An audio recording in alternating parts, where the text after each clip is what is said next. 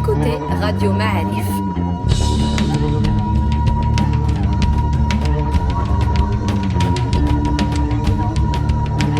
Le podcast Histoire.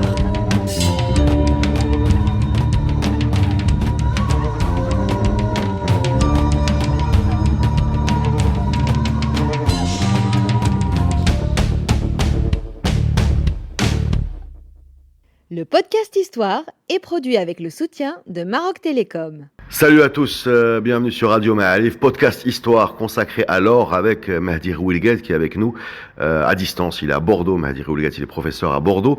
Et dans la première partie de ce podcast, il nous a détaillé, expliqué, éclairé sur l'importance de l'or dans la construction des puissances médiévales, les puissances médiévales maghrébines, comment le fait de pouvoir récupérer de l'or des mines du bled Soudan, donc l'Afrique occidentale, a permis à ces empires de se construire, de se fortifier et de devenir conquérants. En fin de podcast, tu nous expliquais que cet or-là, cet or africain, transporté et mis sur le marché européen par les Maghrébins, a permis à des cités-États italiennes, espagnoles, barcelonaises, de démarrer ce système capitaliste. En fait, c'était une surprise pour nous d'entendre à quel point l'or maghrébin a joué un rôle dans la naissance du capitalisme. Est-ce que tu peux nous détailler le mécanisme, s'il te plaît, Mehdi ? Alors, évidemment, par rapport à ça, les premiers Pise signent un accord, un traité de commerce avec les Almoravides en 133. En 1133, tout simplement, c'est que les Pisans sont intéressés, au premier chef par l'or.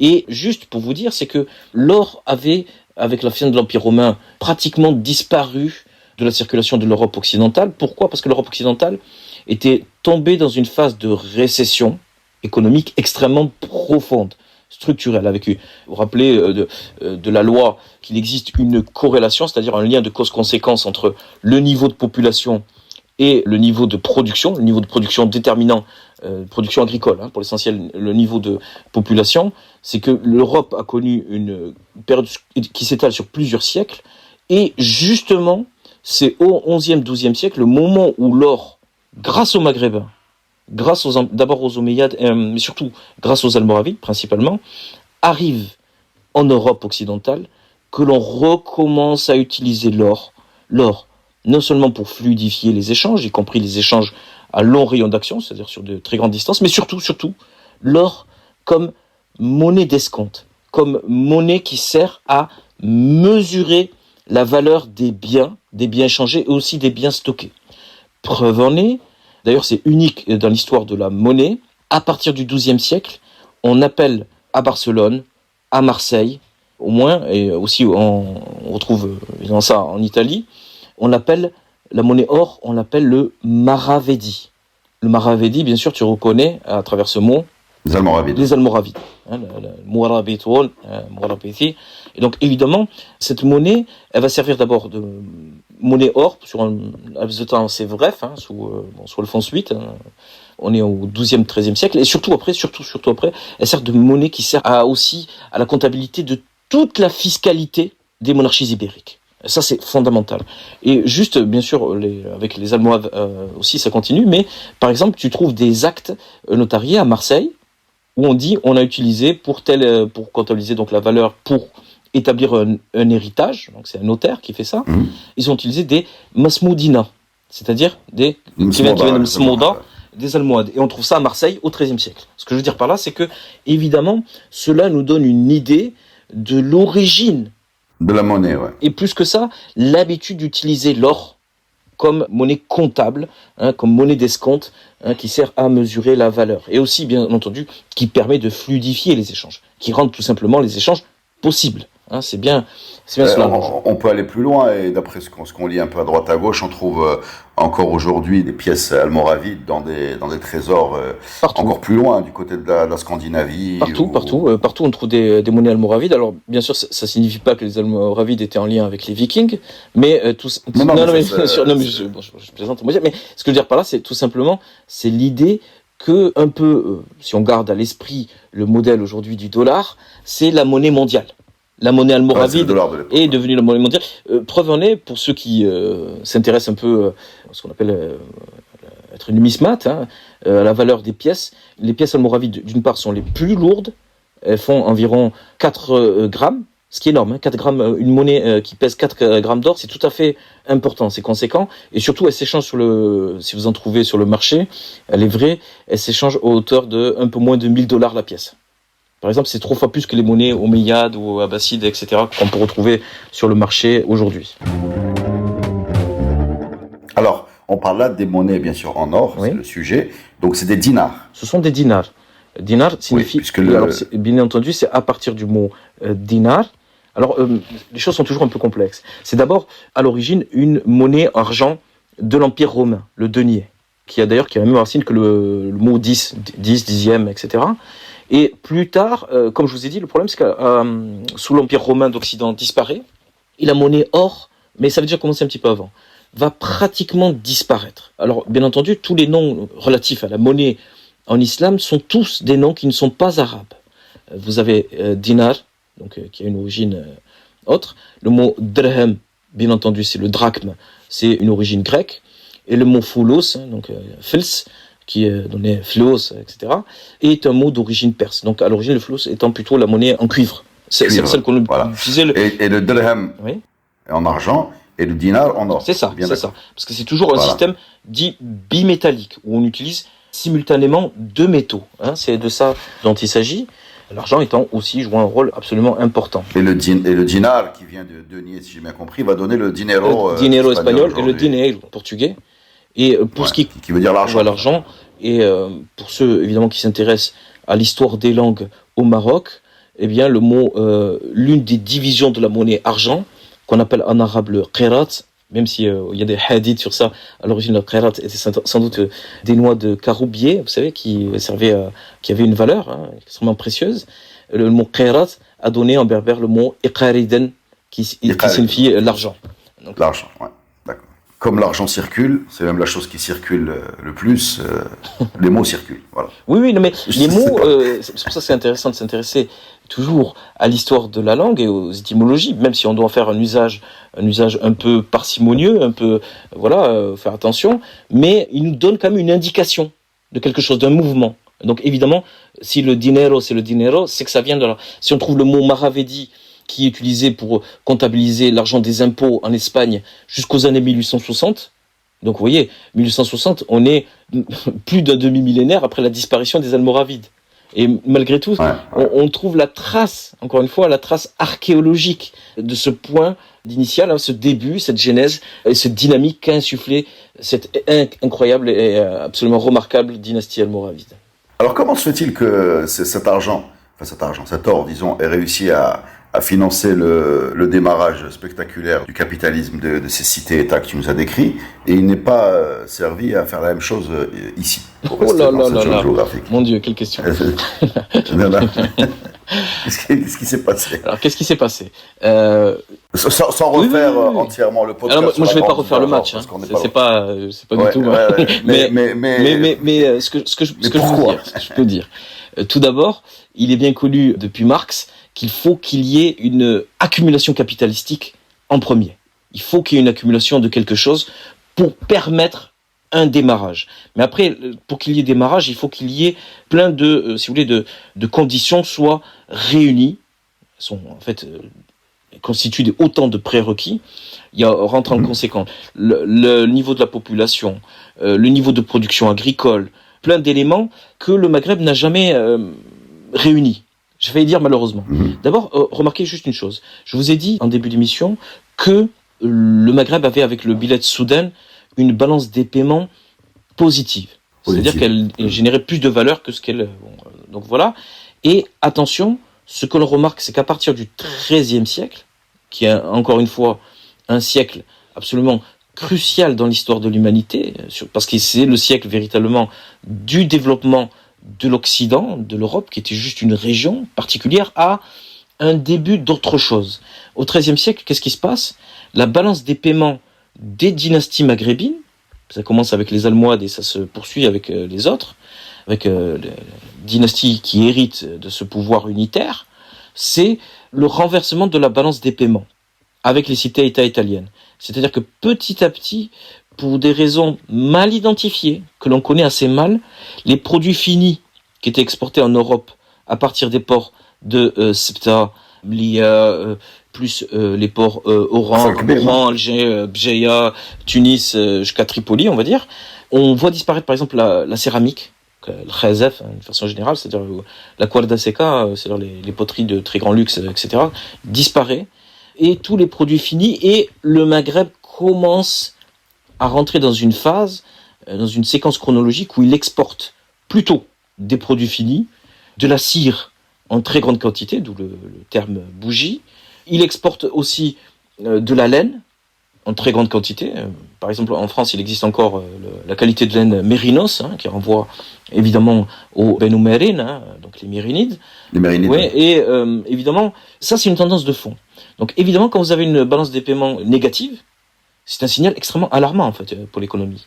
À un point tel que souvent l'Europe exporte, les cités-États italiennes, Marseille, Barcelone, et un peu plus tard au XIVe siècle les Baléares, exportent des produits finis, notamment des produits textiles, des couvertures en très grande quantité, avec la laine que même les Maghrébins ont vendue. Donc évidemment, je crois que ça résume un petit peu la situation, c'est-à-dire quelque chose qui a changé du tout au tout dans l'évolution du rapport de force. De même, il n'a pas pu se produire au Maghreb ce qu'on appelle la révolution du proto-acier, c'est-à-dire l'idée d'avoir le fer pour fabriquer les armes, c'est ça qui nous intéresse nous, le plus coupant, le plus solide, le plus robuste qui soit, d'où évidemment le terme génoué en arabe maghrébin, donc le couteau du boucher, celui qu'on utilise pour la fête du sacrifice, évidemment qui renvoie à Gênes, Gênes étant connecté au Piémont, à Milan, qui est la Lombardie étant l'endroit par excellence où s'élabore ce proto-acier qui va permettre d'avoir les armes les plus tranchantes, les plus efficaces, celles-là même qui vont permettre de découper en petits morceaux les Incas et les Aztèques. Parce qu'évidemment, dans le cas de ce qu'on appelle la révolution militaire, telle qu'elle se produit en Europe, jamais les Indiens, les Indiens d'Amérique, même le fait de les appeler les Indiens, et on n'a pas les mots en fait, on les appelle même civilisations précolombiennes. Elles ont été complètement écrasées, annihilées. Et dans ce cadre-là, plus que la poudre, c'est le fer qui a joué un rôle important, même plus que les chevaux. Donc voilà ce que je veux dire, donc vous comprenez, et donc les Maghrébins ont été friands, ont recherché ces éléments.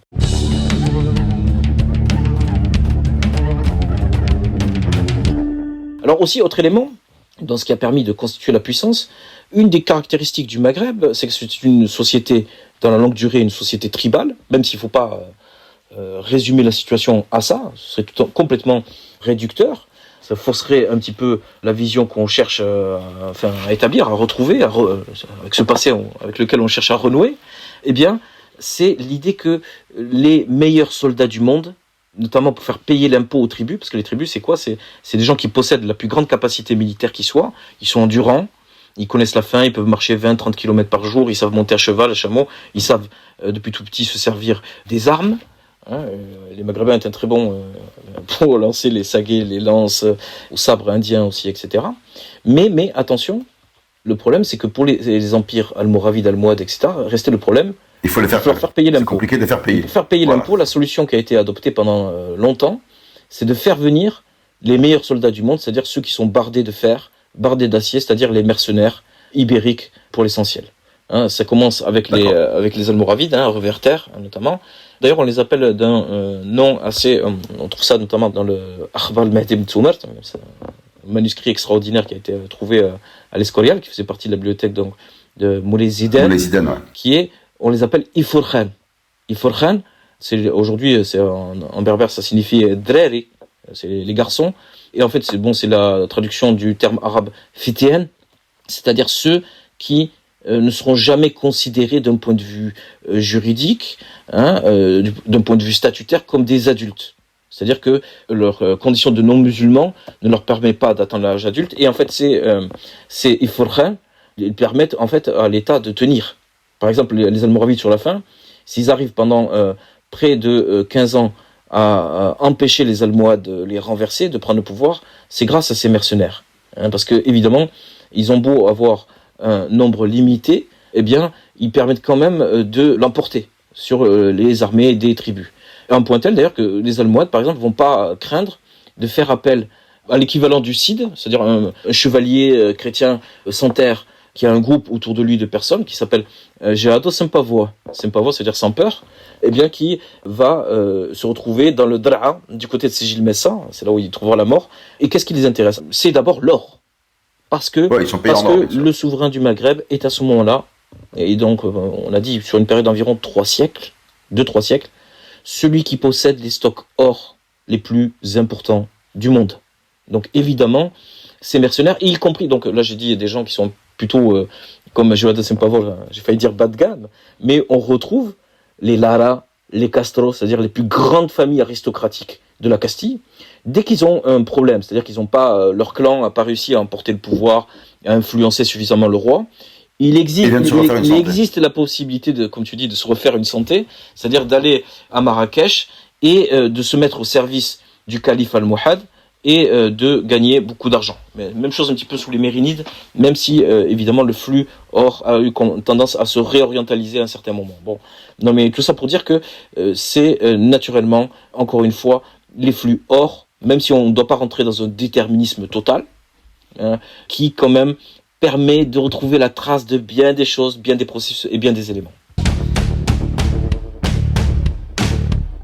Bon ben on a bien compris alors l'importance de cet or de Bled Soudan, cet or qui permet à l'époque almoravide Al-Muhad de faire des bateaux, d'acheter des mercenaires, d'avoir une puissance financière et donc une puissance militaire et la constitution de ces grands espaces, ces grands empires au sud de la Méditerranée qui vont précéder l'équivalent au nord et d'ailleurs j'invite encore une fois les auditeurs à aller écouter comment les choses s'inversent dans un podcast qui s'appelle La Grande Divergence, où on parle justement de cette inversion de pouvoir entre le Nord et le Sud, où Mehdi, tu nous as invoqué des raisons économiques, des raisons militaires, des raisons technologiques, même des raisons climatiques, si je me rappelle bien.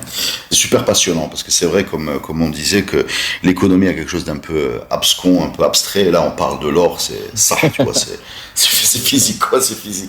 Alors, pour revenir plus près de nous, il y a toute au Maroc, y compris aujourd'hui, il y a toute une légende, une mythologie de gens qui cherchent des trésors, qui seraient enterrés un peu partout chez nous. Et c'est vraiment un sujet que j'ai découvert avec ces podcasts Histoire. Je n'étais pas du tout au courant de cette affaire-là. D'où vient cette passion nationale pour creuser notre sous-sol? Le Kenz, ouais. Exactement. Avec même des conséquences dramatiques. Hein. Ouais. Ça sort d'où cette chose-là? Est-ce que c'est légitime? Est-ce qu'il faudrait qu'on s'y mette? S'y mettre à chercher des trésors? Mais pas le moins du monde. Mais pas le moins du monde. Non, mais évidemment, c'est tout d'abord partir d'un constat de base. Je suis atterré. Et, évidemment, je suis triste de voir que les moindres monuments, les maisons du 18e, du 19e siècle, ou même les marabouts, en fait, dans les cimetières sont complètement effondrés, où on voit des trous de partout, etc. Enfin bon. Alors, ouais, tu penses que c'est une des raisons indirectes de l'effondrement de notre capital historique immobilier. Oh, physiquement, je veux dire l'effondrement physique. Ça y contribue un peu. D'accord.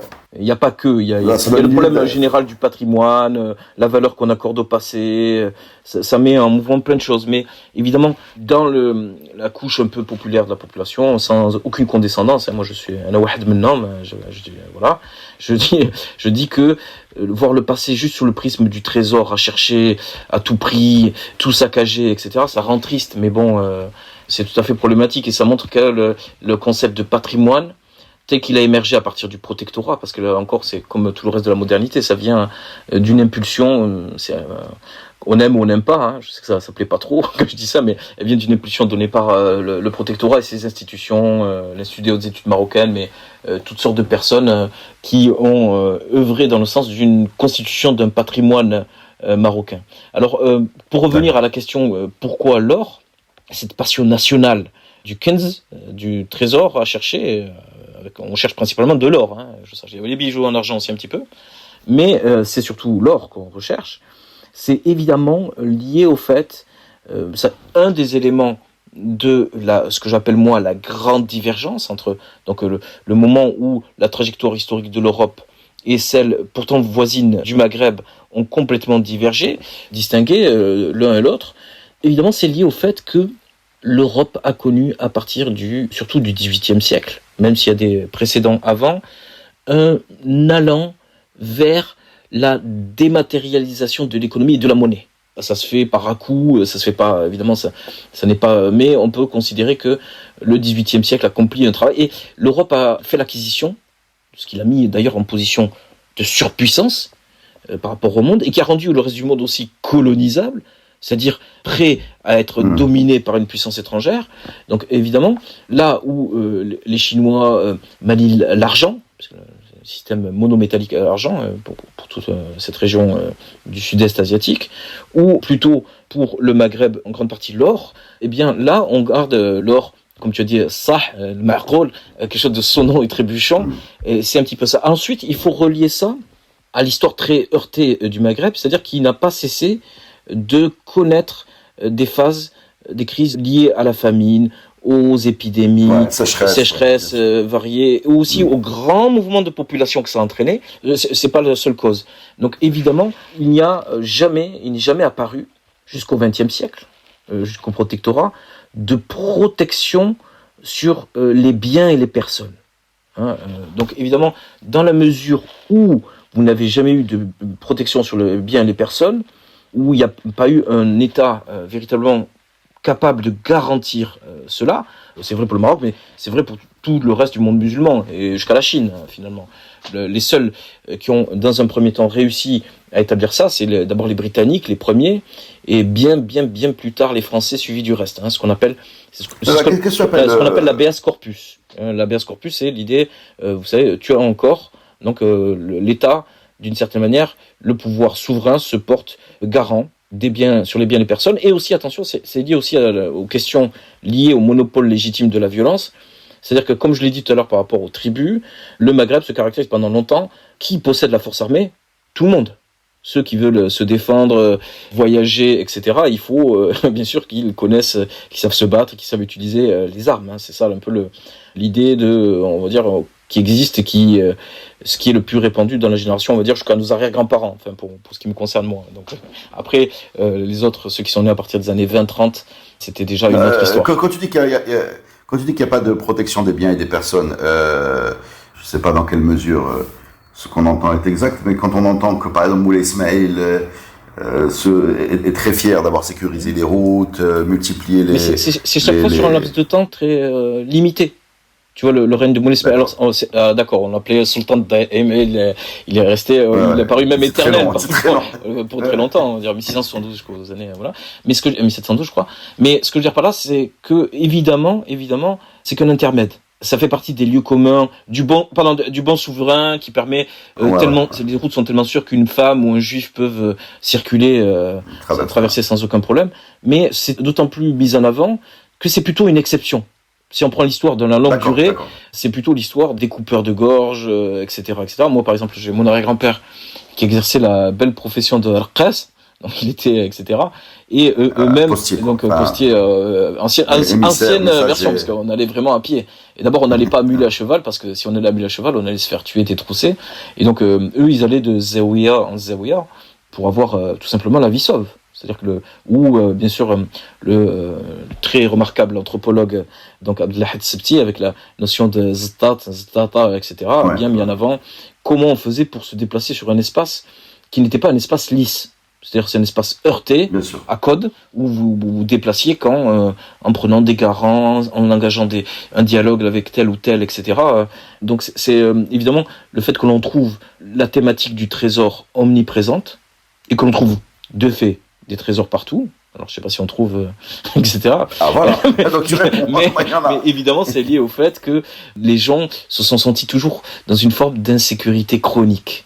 Insécurité chronique qui explique aussi pourquoi, à partir du 19e siècle, un certain nombre de Marocains, juifs et musulmans, les deux, ont recherché la protection consulaire des Européens.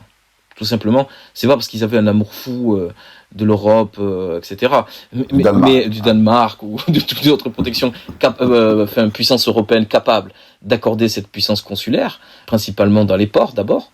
Mais évidemment, c'est la recherche, coûte que coûte, d'une protection protection qu'ils ne pouvaient pas trouver ailleurs. Une sécurité, c'est la même logique qui prévaut aujourd'hui quand les gens cherchent un deuxième passeport. Ça, je te laisse l'entière responsabilité. Je sais pas. Mais, oui, bien sûr. Je l'apprends. Mais évidemment, ce qu'on peut dire, c'est que c'est pas très loin, l'ancien Maroc se caractérisait. Notamment, il y a le très très beau passage de Walter Harris, Morocco That Was, que l'on peut trouver aisément en PDF sur Internet. Donc c'était le Maroc d'avant, hein.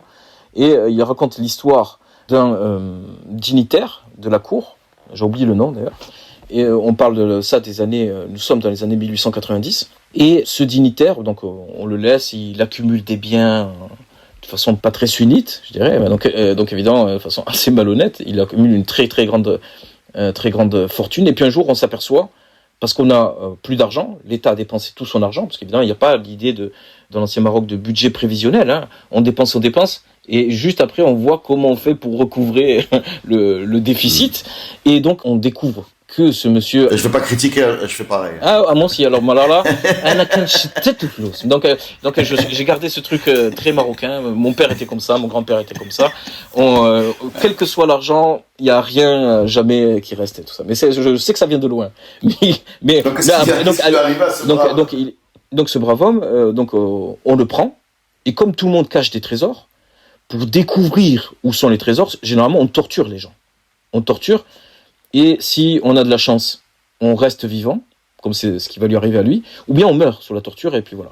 Donc là, il a donné, plus ou moins, je crois, pour avoir la vie sauve, la clé de ses trésors, après avoir été bien, voilà, et il revient au palais, on lui redonne un poste de confiance, et il rebelote. Je veux dire, le cycle continue, et ça, bien sûr, ça étonne énormément. Ça surprend, c'est pour ça qu'il y consacre un développement conséquent, Walter Harris, parce que évidemment d'un point de vue anglo-saxon, c'est tout à fait étonnant cette propension. Mais je veux dire, ce genre de description, on les retrouve pour l'Empire ottoman par exemple, ou pour l'Égypte des Khedives à la même époque, au 19e siècle je parle. Donc évidemment, cette idée, c'est ça qui a poussé, entre autres, beaucoup à thésauriser, d'abord dans l'or, et ensuite à enfouir et à cacher un peu partout des trésors. C'est vrai des sociétés rurales, à la ville comme à la campagne, on cachait des trésors. Évidemment, il n'existait pas la Suisse ou des choses comme ça, et autres paradis fiscaux. Non, mais c'est pire que ça, il n'existait même pas la banque. Non, voilà, donc c'est ça. Alors, il faut quand même... cette histoire d'insécurité, ça a pu donner aussi au niveau tribal. Je fais des renvois entre les podcasts, parce que comme on les a tous fait, on voit qui a dit quoi. Ça peut donner aussi au niveau tribal les greniers collectifs, les Agadir, où les tribus vont faire des espèces de micro-banques. Le Maghreb se caractérisait par une obsession du stock. L'idée de faire des stocks de tout. Y compris de façon des fois un peu absurde, comme le fait de garder des stocks de blé pendant plus de 15 ans, que ce soit dans les greniers collectifs en hauteur, ou dans la plaine atlantique, dans ce qu'on appelle les matamer, matmora, ou d'où le mot aussi mers, mers sultan à côté de sa casa, je crois. Et donc évidemment, tout ça, ce sont des stocks. On fait des stocks de tout. Et bien évidemment... Attends, mers sultan, c'est le stock de quoi? C'est le stock qui appartenait au sultan. D'accord. C'est le stock... des entrepôts en fait. Des entrepôts de blé, à l'origine. Parce que d'abord, on stockait les céréales. Il n'y a pas de céréales, il n'y a pas de vie. C'est une société qui est complètement déterminée par sa consommation de céréales, hein. Donc évidemment par rapport à ça, on faisait des stocks de poudre pour assurer sa propre défense, des stocks de bijoux, etc. Et évidemment, celui qui est à la tête du système, c'est le maître des stocks. Donc pour le Moyen-Âge, on l'a vu, les Almoravides, les Almohades, c'est ceux qui possèdent le plus d'or, le plus d'esclaves, le plus de blé. Alors il y avait des énormes greniers à blé qui ont disparu, qui était du côté de la mosquée Moulay Yazid, pour ceux qui connaissent Marrakech, du côté de Qasib Nahaz, donc dans la Qasba. Greniers qui ont bien été décrits par la suite par Léon l'Africain, surtout par Marmol de Carvajal, qui a été enfermé, mais on connaît à peu près la contenance de ces greniers. Et il n'y avait pas de grenier qui pouvait être comparé. Le plus de blé, plus d'orge, et ensuite le plus de chevaux et plus de mulets. Et évidemment le plus d'esclaves, etc. C'est-à-dire qu'on ne peut pas être puissant dans cette société sans faire des stocks. Si on ne dispose pas de ces Il faut que la puissance elle soit adossée à toutes sortes de réserves. Donc c'est un petit peu ça. Et d'ailleurs, preuve en est, c'est l'importance de faire des réserves à partir de la racine khazana, donc évidemment marzen, et évidemment en Espagne le mot almacenar, qui signifie tout simplement stocker. Et le fait que le mot stocker en espagnol vienne directement de l'arabe, évidemment, ça fait sens. Vous voyez, on est dans ce sillon-là, dans cet ordre de grandeur. Ben merci beaucoup, on a appris beaucoup de choses. On a commencé par l'or, on a fini par la passion du stock, en passant par les conquistadors et les Genoui et autres caravanes fossilisées dans l'instant de leur disparition. C'est super. Hein. Merci beaucoup, Mehdi. Et reste pas très loin parce qu'on va te reconvoquer. Okay. Nous avons besoin de tes lumières. Okay. Tu fais partie des gens qu'il faut qu'on remercie pour s'investir dans notre projet, ainsi que vous qui nous écoutez et même du sponsor qui nous soutient. Merci beaucoup. C'est moi.